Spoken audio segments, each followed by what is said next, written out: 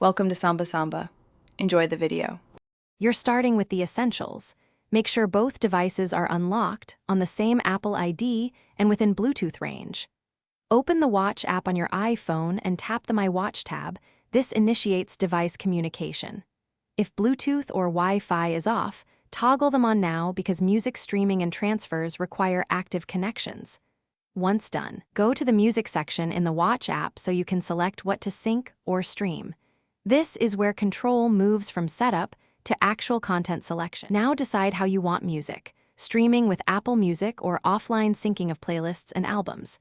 If you choose sync, put your watch on its charger and ensure it has at least 50% battery.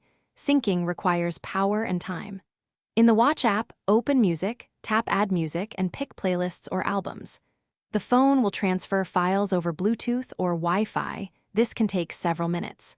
While waiting, keep both devices nearby and avoid heavy network activity to prevent interruptions.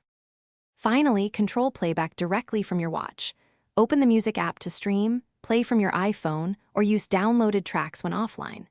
Make sure audio routes to the watch or paired headphones using the AirPlay icon. If something goes wrong, restart both devices and confirm Bluetooth, Wi-Fi, and Apple ID are intact because most issues are connectivity related.